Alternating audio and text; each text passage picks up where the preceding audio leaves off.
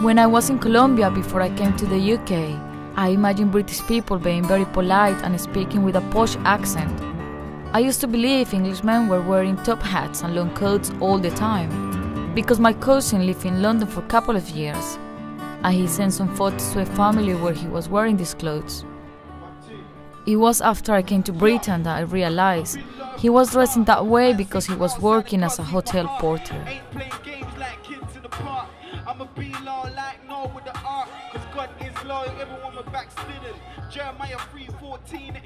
I used to imagine that British people were all white skin and blue or green eyes. I didn't know it was a multicultural country. In Colombia, we all look the same, dress the same way and speak the same. But in this country, everyone is so different that I cannot recognize who is British. That's really difficult. What makes a man British? Be proud of his country. Not that. And being a decent person. Well, obviously being born in the country helps, definitely. And just embracing the culture, kind of drinking loads, which means going to pub loads, and supporting a very failing football team. The way we talk, the way we act, and the way we look at things. Lazy, nasty. Not necessarily being born here, but just becoming the embodiment of British things. A stiff upper lip, a cup of tea when things get really difficult. Truly tolerance. No, that's the Dutch, isn't it? Passion, Spanish. I'd say we're pretty ordinary, really. Being British is being diverse, being open to change. When they come from Britain? Well, probably because they like fish and chips. But isn't British your parents being from another country, one of your parents being from another country and you being born here? Well, the British is just... nobody's British, are they really? Or English at least. They're all European somehow, aren't they? I don't know, living in England for a certain amount of years, that makes you British, I suppose. Are you British? Are you British? Although it's interesting to hear British people's opinion about what makes someone British. For me, the definition of being British relies on the results of my exam. Results noticed: life in the UK tests. I regret to inform you, following your test today of knowledge of life in the United Kingdom, that you have not yet reached the required level for the purposes of obtaining indefinite leave to remain under the immigration rules for naturalisation as a British citizen under Section 6 of the British Nationality Act 1981. You should be able to take the test again, but we suggest some further study of the areas identified below before you do so. You should also check that you have enough valid leave to remain in the UK to enable you to take the test again. I need to pass the test. I don't know what to do. If I don't pass the test, I don't know what will I do with my life. I will have to start a new life again. I've been living in England for the last 3 years, and I'm happy here. I'm already settled here. This is my home country now, and I don't want to go. I need to study harder and pass the Life in UK test. It has to be done. Life in the United Kingdom, a guide for new residents. Early Britain. The first people to live in Britain were hunter-gatherers, in what we call the Stone Age. For much of the Stone Age, Britain was connected to the continent by a land bridge. People came and went, following the herds of deer and horses which they hunted. Britain only became permanently separated from the continent by the Channel about 10,000 years ago. The first farmers arrived in Britain 6,000 years ago.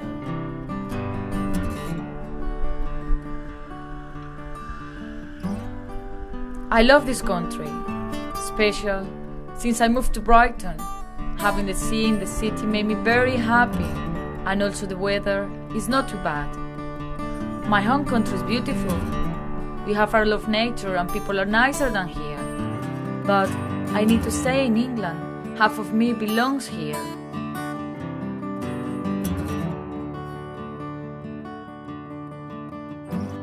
I fell in love with the country. It's like when you are in love with someone. It's very difficult to find an explanation. It just happened. I don't want to go back to Colombia. I don't want to stop my life in here. Why everything have to be so difficult? Why we need visas and passport to live somewhere? We should be free to choose where we want to be. We are all the same human beings. I didn't choose to be born in Colombia. And now I can't even choose where I would like to live my life.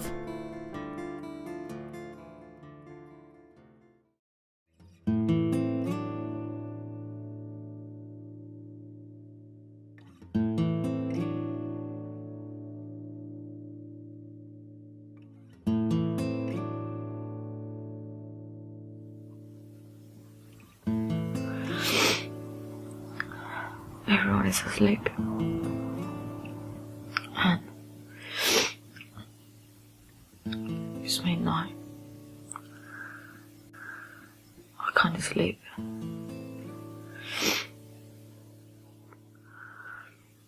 I'm so scared. I don't know what I'm gonna do with my life. Everyone in my family has a lot of expectations from me. I would like to ask some British citizens some of these questions I have to learn for my test. Which of the following statements is correct? Okay. Mary, Queen of Scots, was unrelated to Queen Elizabeth I, or Mary, Queen of Scots, was a cousin of Queen Elizabeth I? The second one. She was definitely a cousin. Correct. Which record tells us about England during the time of King William I? Was it the Domesday Book, the Diary of Samuel Pepys, or the Magna Carta? Samuel Pepys, wasn't it? No, I said Magna Carta. It was the Domesday Book. Doomsday, well, I was going to say that, but... Which Scottish king defeated the English at the Battle of Bannockburn in 1314? You're having a laugh, aren't you? Was it William Wallace, Robert the Bruce, Malcolm, or Andrew? Andrew's a nice Scottish name. It was Robert the Bruce. I suppose it would be. Approximately how many years did the Romans stay in this country? Was it 50 years, 100 years, 400 years, or 600 years? 4.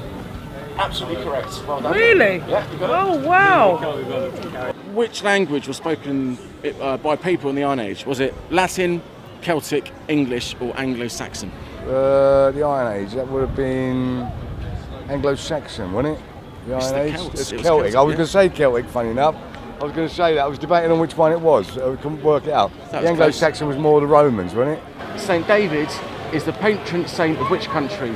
England, Scotland, Wales, or Northern Ireland? My friend asked me this question. She didn't tell me the answer. Scotland, I don't know. Oh, what's the answer? It's Wales.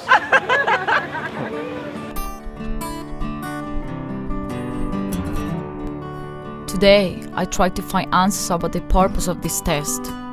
I still don't understand why, in order to become a British citizen, I have to learn all the history of the country. I think it will be easier if they tell me how can I find a job or where can I pay my taxes. Let me say something. I think the problem is we're British, but then when you ask us these questions, and especially now that if you want to be a British citizen, you have to go through these kind of tests, these questions.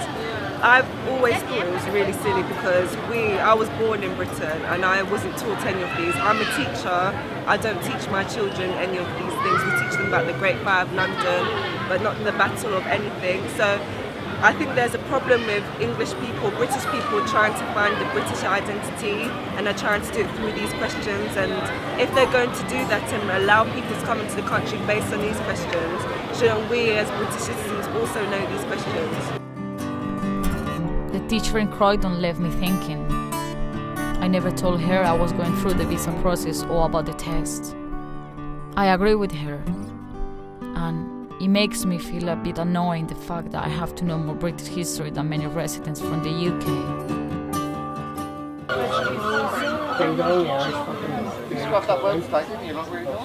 This is horrible. Look, pubs. That much. There should be an entire book.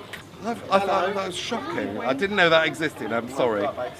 I'm sorry that exists. It shouldn't. Because you should come here and have fun. I'd like to think there's a little book in Colombia where we all just go and it doesn't have Diwali in it.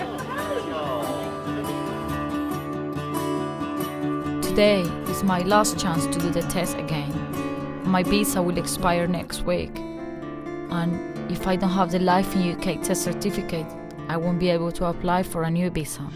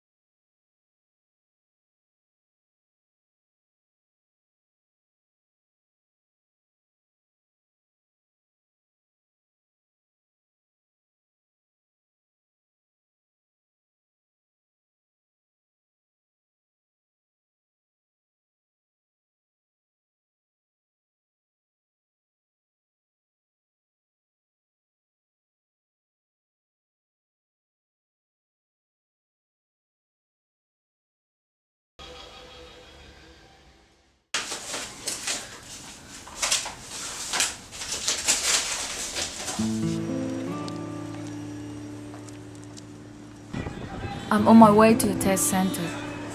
It is a typical busy day in Brighton, but today feels different. The protest, the shoppers, the crowd and the chaos outside seem to mirror what I feel inside. My stomach is in knots and my thoughts are racing. What happens today in the test centre will affect the rest of my life. I'm certainly not alone in this journey. Looking around me, I can see my hopes and fears reflected in the faces of other people taking the test. They are obviously going through the same emotion as me, and will all have their own story to tell. Yeah, my wife went to Dominican Republic. She was just working in there as a voluntary. Yeah, we met there. We came here just to knew the Michelle, my wife's family, to start a new life here. What happens if you don't get your visa? I think it's not a good idea when you are married, because that can divide the married. You imagine if I need to go to Dominican Republic when my wife is working here. Just we have our life here, our work, you know, it's just hard. They need to see that more the fact, the family, the feeling, the human side about that.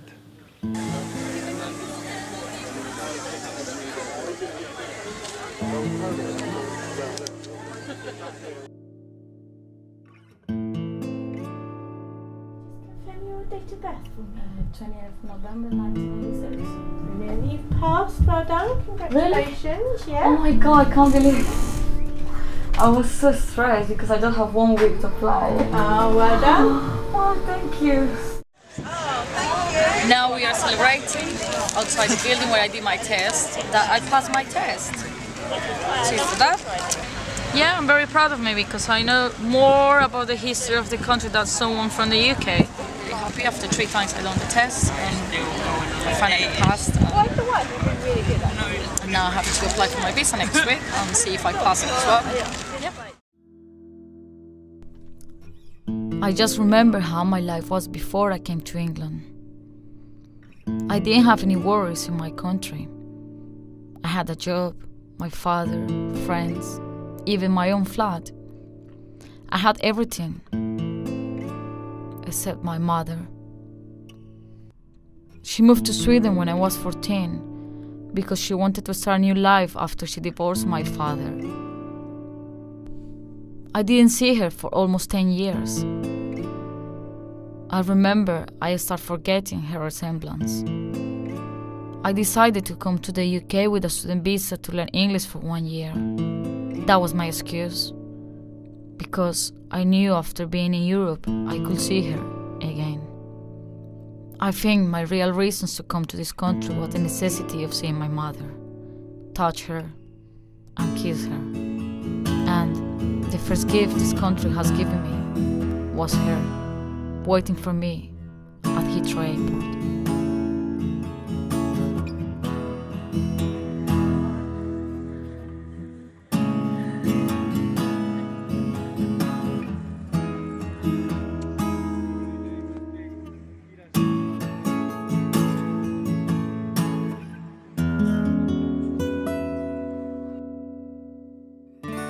I'm ready to apply. I already paid my visa fees, and I finally have my Life in UK certificate. I also have my English language certificate, a letter from my job, bank statement for the last 6 months, my solicitor letter to Home Office, and the most important, my passport.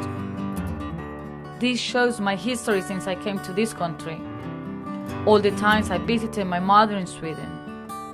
It is unbelievable how my life depends on these stamps. It is just a paper that allows me to be free in this world.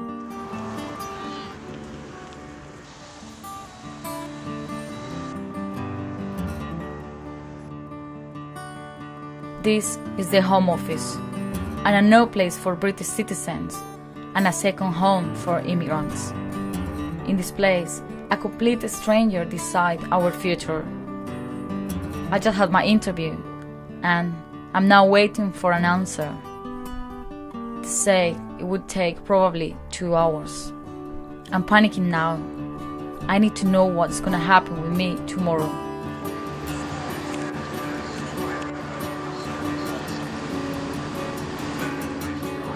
I did.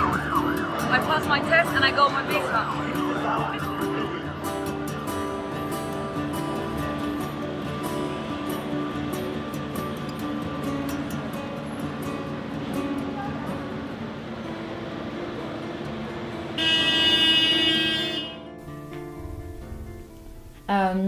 Now that I have my visa, I can finally put into practice what I've been told about what makes someone British.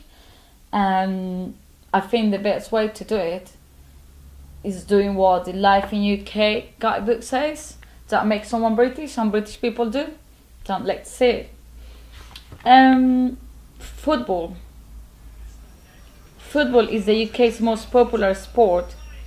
It has a long history in the UK, and the first professional football club were formed in the late 19th century. People in the UK spend their leisure time in many different ways. One of the most important is gardening. A lot of people have gardens at home and will spend their free time looking after them, cooking and food. Many people in the UK enjoy cooking. They often invite each other in their homes for dinner. Traditional foods, England, roast dinner, which is served with potatoes, vegetables, and Yorkshire puddings, and it's baked in the oven.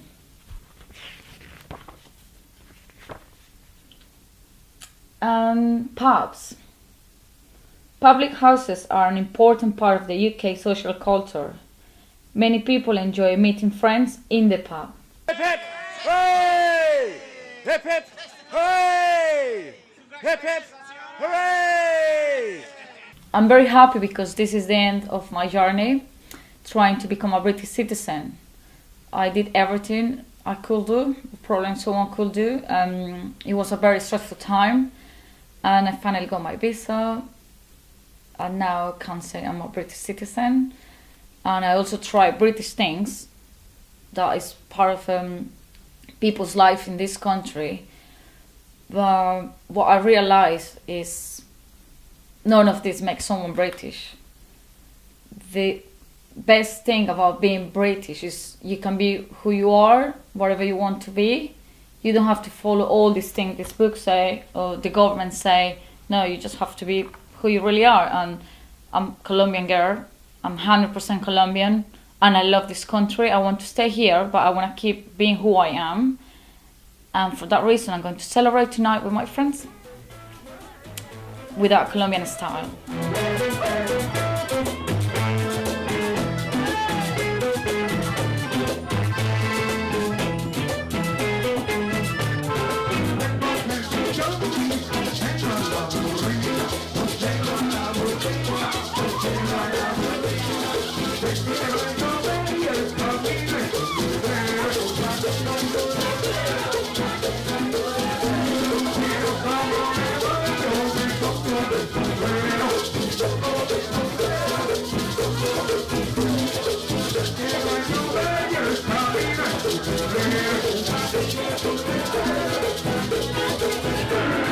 Bye.